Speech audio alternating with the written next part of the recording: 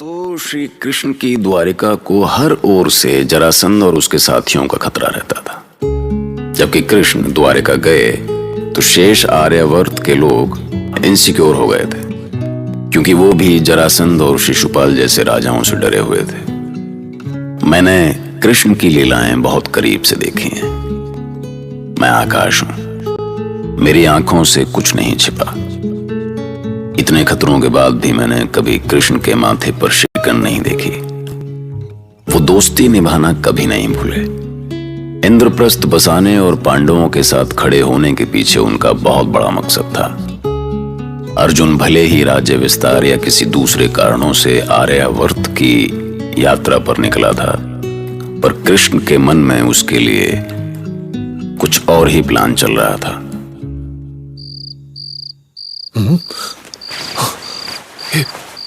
ये मैं कहाँ हूँ? कहाँ? और तुम कौन हो? चिंता न करें कुमार अर्जुन, आप पूरी तरह सुरक्षित हैं। पर मैं यहाँ कैसे आया? और तुम बताती क्यों नहीं कि तुम हो कौन? नागराज कौरव्य की बेटी उलूपी। कौरव्य की बेटी? पर तुम मुझे यहाँ क्यों ले आई हो? सब कुछ बताऊंगी कुमार, बस धीरज रखें। इस राजमहल में सुख के सारे साधन हैं। सैकड़ों दास दासियां आपकी सेवा में हैं। तुम मुझे छल से अचेत करके यहाँ ले आई हो। मेरा तो तुमसे कोई बैर नहीं। बैर तो नहीं है अर्जुन, पर काम आपने बैरी का ही किया है। मुझ पर काम बाण चलाया है, घायल कर दिया है मुझे। आज समझ में आया कि कोई बंद आंखों से भी बाण चला सकता है। कल जब मैंने आपको गंगा तट पर देखा, मैं उसी समय आप पर अपना हृदय लुटा बैठी और बस अवसर मिलते ही आपको अचेत करके यहाँ ले आई। पर मेरा परिचय जानकर तुम्हारे पिता को अच्छा नहीं लगेगा। प्रेम और विवाह के विषयों में हम नागवंशी स्वतंत्र हैं कुमार, इसलिए किसी को मेरे निर्णय पर कोई आपत्ति नहीं होगी। बस आप मुझे स्वीकार कर लें। नहीं, मैं अपने एक पत्नी धर्म से विचलित नहीं हो सकता। यहाँ आपके प्रेम में मेरे प्राण जा रहे हैं और आप धर्म की बातें कर रहे हैं। क्या किसी को अपने प्रेम में तड़पाकर मार देना ही आपका धर्म है? मुझे इस धर्म अधर्म में मत उलझाओ उलूपी। मैं बस यहाँ से जाना चाहता हूँ। नहीं प्रिय, आपको बताना होगा कि पांडवों का धर्म क्या है। क्या किसी पुरानी परंपरा को आंखों में बंद करके स्वीकार कर लेना ही आपका धर्म है? क्या मेरा प्रेम, मेरी याचना आपके लिए धर्म नहीं है? मैं यात्रा पर हूं उलूपी। तुम्हारे लिए मैं अपनी यात्रा नहीं रोक सकता। ये इंद्रप्रस्थ के साथ अन्याय है।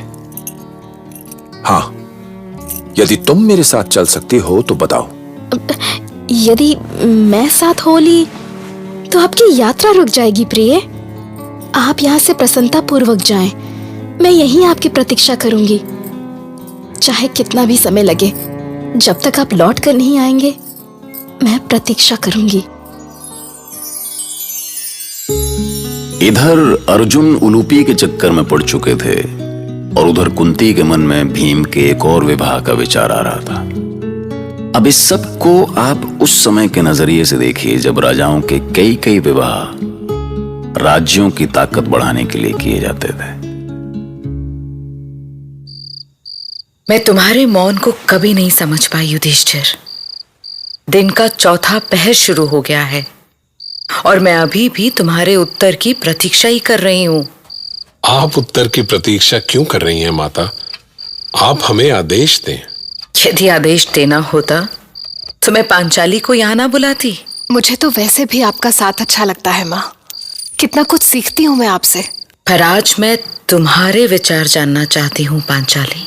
ऐसा क्या है माँ जो आप? पांचाली, तुम्हारे 5 पति हैं। 1 वर्ष तक इनमें से एक ही पति तुम्हारे साथ होता है।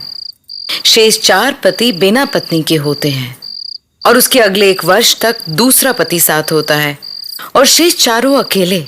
जी, हमारे बीच ऐसे ही नियम बना था। पुत्री, पर ऐसे में कोई भी पति दाम्पत्य का पूरा सुख नहीं ले पाता है। मैं चाहती हूं कि हर एक पांडव एक और विवाह करे। युधिष्ठिर, तुम अपने और अपने छोटे भाइयों के एक और विवाह के बारे में गंभीरता से सोचो। मैं कैसे सोचूं माँ? आप पहले पांचाली से तो पूछ लें। मैंने तो उस समय भी कुछ नहीं कहा था जब पांचों भाइयों का विवाह मेरे साथ हुआ था। एक स्त्री के चाहने या ना चाहने से होता ही क्या है। पर आज मैं तुमसे पूछ रही हूं पांचाली, क्या जो मैंने कहा वो उचित नहीं है? मैं इसका विरोध नहीं कर रही हूं माँ। मैं तो केवल ये सोच रही हूं कि जब पांचों पतियों की अपनी अपनी पत्नियां हो जाएंगी तो मुझे किसका प्रेम मिलेगा? मैं तो फिर किसी की भी पत्नी नहीं रहूंगी। तुम्हारा तो सब पर अधिकार होगा पांचाली, सभी तुम्हारे होंगे। आपने जो सोचा है वो बताइए माँ। मैं तो हर स्थिति में जीना सीख चुकी हूँ। मैंने सुना है कि काशी की राजकुमारी बलंधरा का स्वयंवर होने वाला है। काशीराज चाहते हैं कि उनकी पुत्री का विवाह बलशाली और पराक्रमी कुमार से हो। मुझे लगता है हमारा भीम बलंधरा के लिए उपयुक्त वर होगा।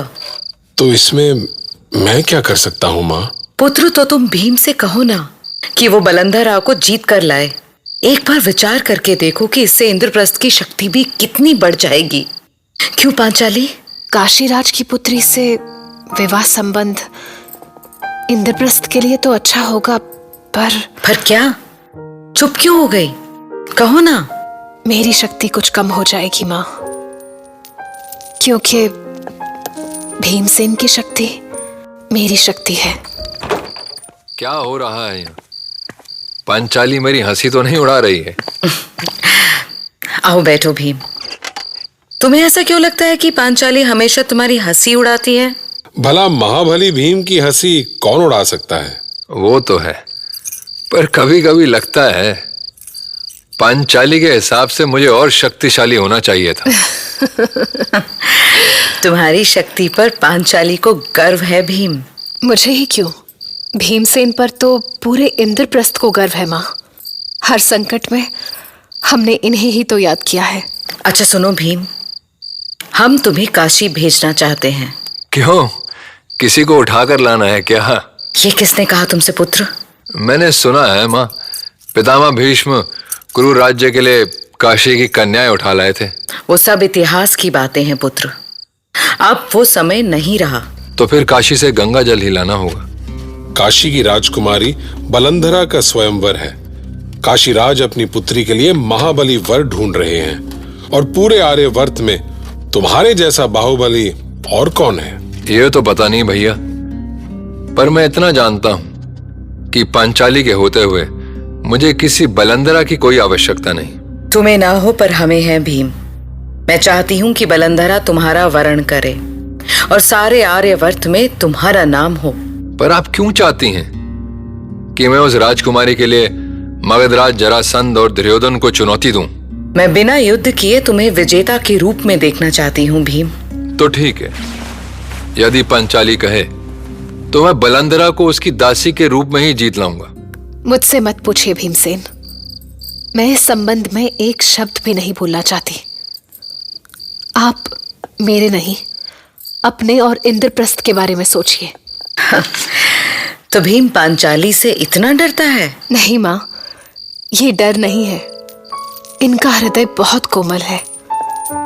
इनसे मेरी पीड़ा देखी नहीं जाती, बस साफ साफ बोल नहीं पा रहे हैं। इसका अर्थ है कि यदि तुम इसे बंधन मुक्त करोगी तो ही ये काशी जाएगा, नहीं तो ऐसे ही बहाने बनाता रहेगा। अरे नहीं माँ, पांचाली का कोई बंधन नहीं है, पर मैं उसकी इच्छा का सम्मान करता हूं। क्यों पांचाली, यही सच है ना? पता नहीं।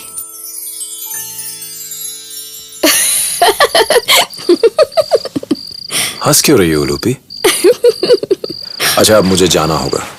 और यदि मैं आपको ना जाने दूं तो? मेरे साथ बहुत से लोग हैं, वो मुझे गंगा तट पर ढूंढ रहे होंगे। यदि मैं उनसे नहीं मिला तो वो इंद्रप्रस्थ में इसकी सूचना दे आएंगे। फिर मैं क्या उत्तर दूंगा? बातें क्यों बना रहे हो कुमार? साफ क्यों नहीं कहते कि आपको पांचाली के रूठ जाने का डर है? पांचाली का हृदय बहुत विशाल है उलूपी। वो मेरी हर एक इच्छा का सम्मान करती है। तो फिर किस बात का डर है आपको? मैं आपके साथ चलूंगी, और यदि जल्दी है तो आप गंगा तट पर पहुंचिए, मैं पिता से मिलकर वहीं आ जाऊंगी। ठीक है, जैसी तुम्हारी मर्जी।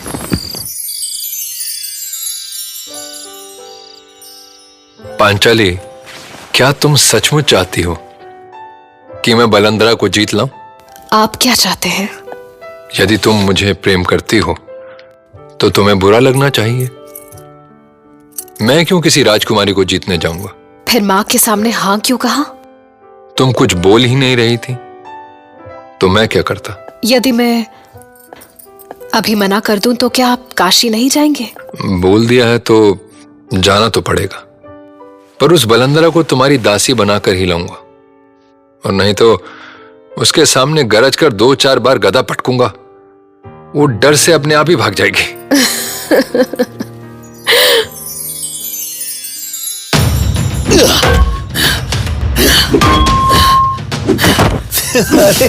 अरे ये क्या कर रहे हो दाऊ? दिन रात गदा युद्ध? नहीं कृष्ण नहीं, अब ये बलराम रुकने वाला नहीं है। बहुत बलशाली बना फिरता है ना वो दुष्ट, पर अभी उसका सामना मेरी गदा से नहीं हुआ है। ये आप किसकी बात कर रहे हैं दाऊ? कौन है वो दुष्ट? हर मोर्चे पर एक लड़ाई चल रही थी। बलराम अपने ढंग से लड़ाई का रास्ता बना रहे थे तो कृष्ण अपने ढंग से, जबकि उधर अर्जुन प्रेम के मैदान में जूझ रहा था।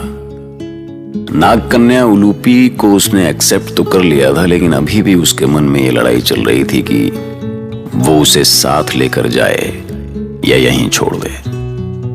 और इधर भीम बलंधरा को जीत तो लाए, पर समझ नहीं पा रहे थे कि किसके लिए। सुनते रहिए महाभारत।